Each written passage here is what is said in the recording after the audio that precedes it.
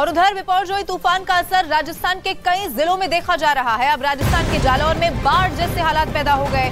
भारी बारिश की वजह से जालौर के सांचौर में पांचला बांध टूट गया है। बताया ये भी गया कि बांध का पानी नर्मदा लिफ्ट कैनाल में जाने से कैनाल टूट गई है, जिससे आसपास के इलाकों में जल भराव हो चुका है। लोगों की मुश्किलें यहाँ पर बहुत ज्यादा बढ़ चुकी है। ये बड़ी खबर आपको बता रहे राजस्थान के जालौर से, इस वक्त की बड़ी खबर है। भारी बारिश पहले ही हो रही थी, लेकिन उसके बाद देखिए पांचला बांध टूट गया है और बांध का पानी बहुत तेज रफ्तार में आसपास के इलाकों में भर चुका है, जिससे बाढ़ जैसे हालात यहाँ पर पैदा हो चुके हैं। जो आसपास गांव हैं, लोगों के घर हैं, उनके लिए मुसीबत बहुत ज्यादा हो चुकी है, क्योंकि जैसे ये बांध टूटा उसकी स्पीड बहुत ज्यादा थी और बहुत रफ्तार के साथ ये पानी आसपास के इलाकों में भरता चला गया।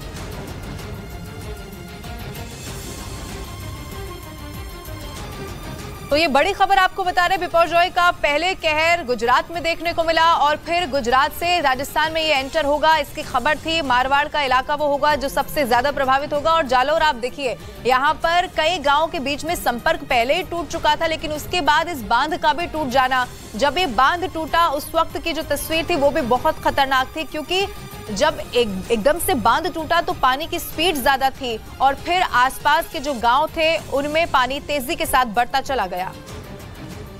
तो बिपरजॉय तूफान के राजस्थान पहुंचने के बाद वहां के हालात बहुत ज्यादा बिगड़ गए हैं। जालौर जिले में बाढ़ जैसे हालात बन गए हैं। राजस्थान में तूफान की दस्तक के साथ ही तेज हवाओं के साथ भीषण बारिश भी होने लगी, जिससे राजस्थान के कई इलाकों में बाढ़ जैसे हालात बन गए। जालौर जिले में सड़कों पर पानी भर गया, जिससे लोगों को मुश्किलों का सामना करना पड़ा। साथ ही नदियों में उफान आने की वजह से भीनमाल और सांचौर कस्बों के बीच संपर्क टूट गया।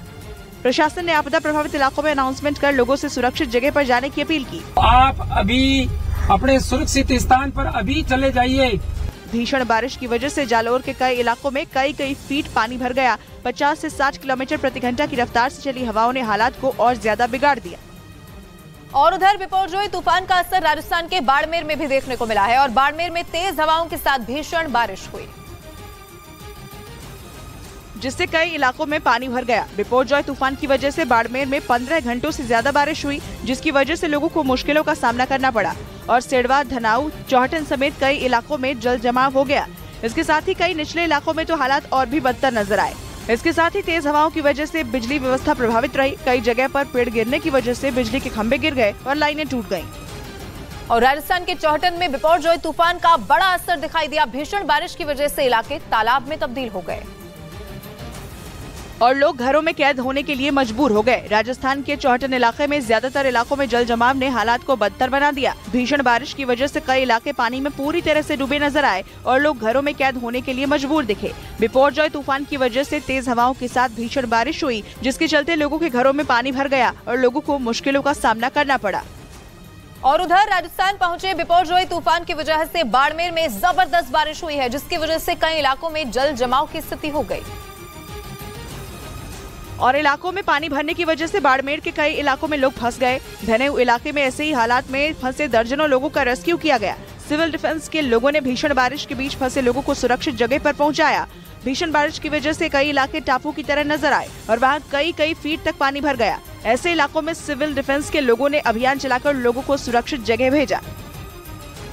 और बिपरजॉय तूफान ने अब बाड़मेर जिले में भी रौद्र रूप दिखाना शुरू कर दिया है। चौहटन कस्बे में लगातार हो रही बारिश की वजह से 3 से 4 फीट तक पानी भर गया है। कई घरों के अंदर पानी घुसने से लोगों को काफी परेशानी का सामना करना पड़ रहा है। आलम यह है कि घरों का सारा सामान पानी भरने से भीग गया है। तस्वीरें दिखाऊंगा। मेरे जो पाँव है, ये पाँव नहीं थम रहे हैं, इतना स्पीड से ये पानी आ रहा है। वहीं हालात को दुरुस्त करने के लिए प्रशासन पूरी तैयारी के साथ जुटा हुआ है। बिपरजॉय तूफान को लेकर जारी चेतावनी के बीच नागौर में भी बारिश का दौर अब शुरू हो चुका है। नागौर शहर और आसपास के गांवों में कल शाम से ही लगातार रुक कर बारिश हो रही है। कल सुबह से ही आसमान में काले बादल छाए हुए थे।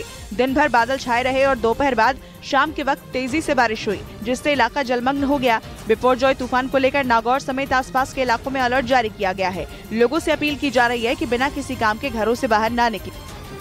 और गुजरात में बिपरजॉय तूफान प्रभावित इलाकों का दौरा करने पहुंचे केंद्रीय गृह मंत्री अमित शाह ने एक प्रेस कॉन्फ्रेंस कर हालातों की जानकारी दी।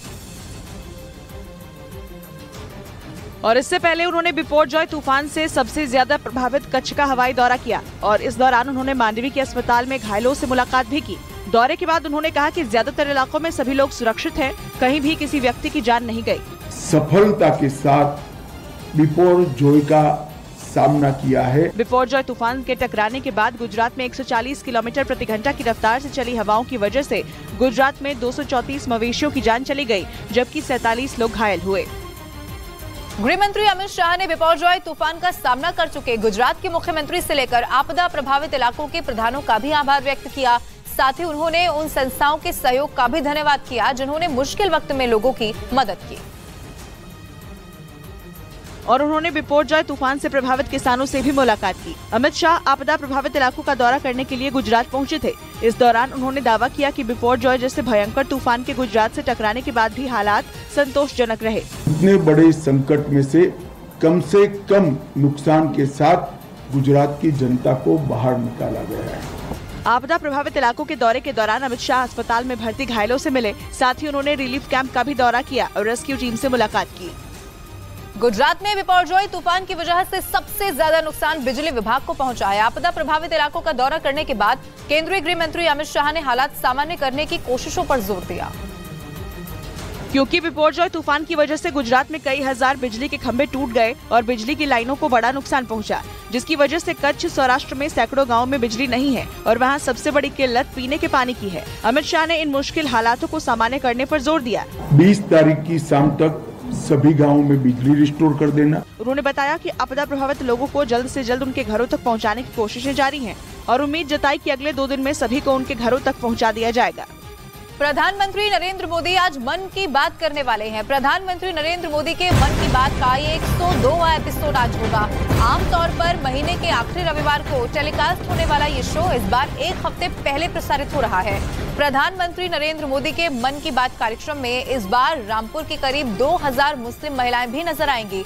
रामपुर की मुस्लिम महिलाओं से प्रधानमंत्री मोदी अपने मन की बात कहेंगे। प्रधानमंत्री के इस कार्यक्रम को लेकर मुस्लिम महिलाएं काफी उत्साहित हैं। और प्रधानमंत्री नरेंद्र मोदी 21 जून को अंतर्राष्ट्रीय योग दिवस पर संयुक्त राष्ट्र में होने वाले समारोह में शिरकत करेंगे। जानकारी के मुताबिक इस समारोह में 180 से ज्यादा देशों के लोग शामिल होंगे। संयुक्त राष्ट्र महासभा के 77वें सत्र के अध्यक्ष साबा कोरोसी भी इस समारोह में भाग लेने वाले हैं। आपको बताएं, साल 2014 में संयुक्त राष्ट्र ने